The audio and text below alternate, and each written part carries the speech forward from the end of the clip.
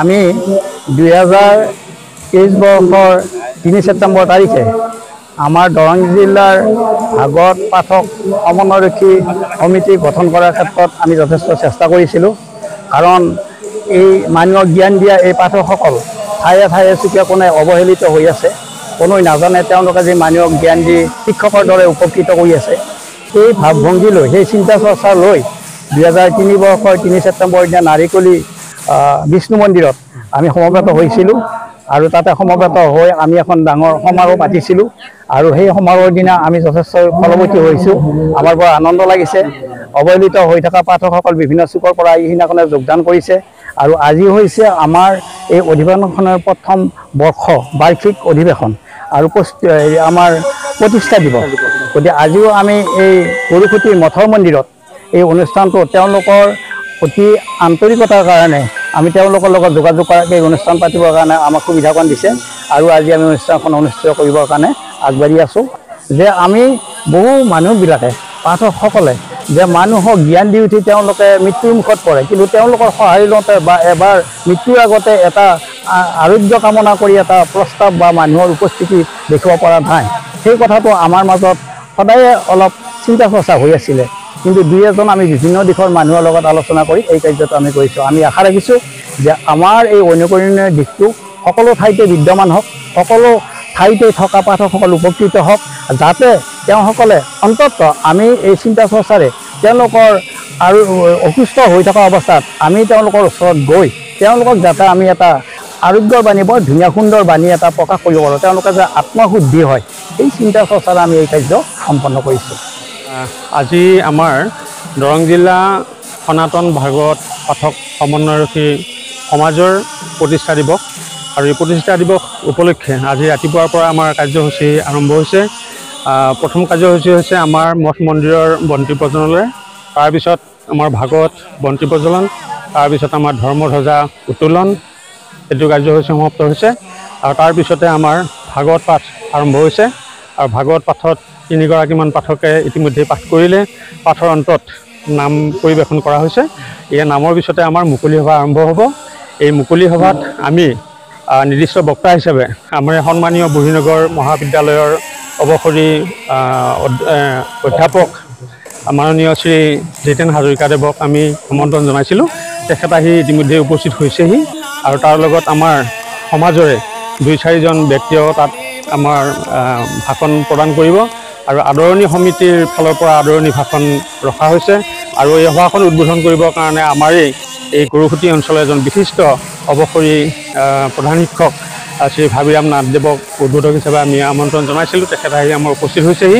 এনেধৰণে আমি আজিৰ দিনটোৰ কাৰ্যসূচী ৰূপায়ণ কৰিবৰ কাৰণে ইতিমধ্যে আগবাঢ়িছোঁ। আৰু এইখিনি আমাৰ শেষ হৈ গৈছে, মুকলি সভাখন বাকী আছে। সেইখিনি হ'লে আমাৰ আজিৰ কাৰ্যসূচী সমাপন হ'ব। মহোদয়ে কৈছেই, গতিকে যাতে আমাৰ দৰং জিলা বুলিয়েই নহয়, আধ্যাত্মিক দিশত যাতে আমি মানুহখিনিক আগবঢ়াই নিব পাৰোঁ, গোটেই ডেকা যুৱক যুৱতীসকলকো আমি আনিব পাৰোঁ পাঠকৰ জৰিয়তে। পাঠকটো বহুতেই আছে, আমি সকলোৱেই জানো। গতিকে পাঠকসকলৰ আদৰ সন্মান বৰ্তমান যিখিনি থাকিব লাগে এইখিনি আমাৰ দৰঙত বিশেষকৈ বহুত পিছ পৰি আছে। গতিকে এইখিনিয়ে আমি অকণমান চেষ্টা কৰিছোঁ যে পাঠকসকল ওলাই আহক, আধ্যাত্মিক দিশত ৰাইজক আগবঢ়াই নিয়ক, এইখিনি আমাৰ উদ্দেশ্য। গতিকে এই উদ্দেশ্য যাতে সফল হয় তাকে প্ৰভু ভগৱন্তৰ ওচৰত আমি প্ৰাৰ্থনা জনাইছোঁ। আজি আমি গোটেই দৰং জিলাখনক সামৰি আমাৰ পুথি পাঠক যিমানবিলাক আছে সকলোৰে প্ৰচেষ্টাত আমাৰ যোৱাবেলি 2023 বৰ্ষৰ ছেপ্টেম্বৰ মাহৰ 3 তাৰিখে আমাৰ এই অনুষ্ঠানটো আৰম্ভ হৈছিল। আমাৰ অক্লান্ত পৰিশ্ৰমৰ ফলত বা বহুতো জ্ঞানী ব্যক্তিৰ সহযোগত এই অনুষ্ঠানটো আমি অনুষ্ঠিত কৰিবলৈ সক্ষম হৈছিলোঁ। আৰু বৰ্তমানে আজি আমাৰ আহি এবছৰ ধৰি দিলেহি। আৰু এই এবছৰীয়া আজি আমাৰ যি প্ৰতিষ্ঠা দিৱস আৰু বাৰ্ষিক অধিৱেশন, এই অধিৱেশনত আজি আমাৰ সকলো পাঠকবিলাক গোট খাইছেহি। আশা কৰোঁ আমাৰ এই পাঠকসকলৰ জৰিয়তে আমাৰ ভৱিষ্যত প্ৰজন্মৰ যিবিলাক উঠি অহা উদীয়মান যুৱক যুৱতী তেওঁলোকে এই আধ্যাত্মিক জ্ঞানৰ জৰিয়তে তেওঁলোকে জ্ঞানী হওক, সমাজত যাতে কোনো বিশৃংখলতাৰ সৃষ্টি নকৰে তাৰ কাৰণে লক্ষ্য ৰাখি আমি এই অনুষ্ঠানটো যিমান পাৰোঁ আমি আগুৱাই নিবলৈ চেষ্টা কৰিছোঁ।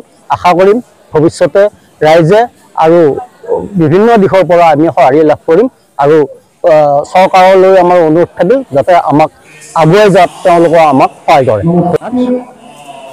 মই আচলতে খুব সুখী আজি বিশ্ব শান্তিৰ কাৰণে আমি এই অনুষ্ঠান পাতিছোঁ। আমাৰ পাঠক সমাজ দৰং জিলা পাঠক সমাজৰ যথেষ্টখিনি আজি পাঠক আহিছে। নিশ্চয় আমি ভাবিম ইয়াৰ পৰা আমাৰ যুৱ সমাজ উপকৃত হ'ব আৰু যিবিলাক মানে বেয়া কাম আঁকোয়া এইবিলাক যাতে দূৰ হয় তাৰ কামনা কৰিছোঁ। আৰু চৰকাৰলৈ মোৰ বাৰ বাৰ অনুৰোধ যে আমাৰ আধ্যাত্মিক দিশত যাতে গুৰুত্ব দিয়ে আৰু যাতে হিন্দু মুছলিম কোনো কথা নাই, আমি সকলো মিলি যাতে আমাৰ অসমখন ভাৰতবৰ্ষখন সুন্দৰ কৰিব পাৰোঁ তাৰ কাৰণে মই কামনা কৰিছোঁ। আৰু আজিৰ জৰিয়তে আজিৰ এই পাঠৰ জৰিয়তে ভাগৱত পাঠৰ জৰিয়তে মই এটা অনুৰোধ জনাব বিচাৰিছোঁ ঈশ্বৰৰ ওচৰত যাতে আমি সকলোকে যাতে মিলিজুলি থাকিব পাৰোঁ, যাতে এই অৱস্থাবিলাক নাথাকে, বেয়া অৱস্থাবিলাক নাথাকে তাৰ কামনা কৰিছোঁ আৰু মই এইখিনিয়ে কৈছোঁ।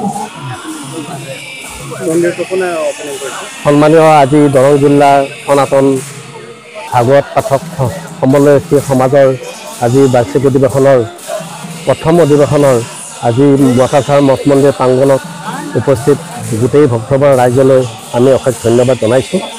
আমাৰ এইবাৰ শিৱৰাত্ৰি 2023 চনৰ শিৱৰাত্ৰিৰ উদযাপনৰ লগতে আজি এই মঠাচাৰ শিৱ মন্দিৰটো উদ্বোধন কৰে আমাৰ শ্ৰদ্ধাৰ চিপাঝাৰ সমষ্টিৰ বিধায়ক পৰমানন্দ ৰাজবংশী মহোদয়ৰ জৰিয়তে আমাৰ সন্মানীয় অতি মৰমৰ মুখ্যমন্ত্ৰী হিমন্ত বিশ্ব শৰ্মাৰ মাতৃ শ্ৰীযুতা মৃণালিনী দেৱীৰ দ্বাৰ উন্মোচন কৰিছিলে।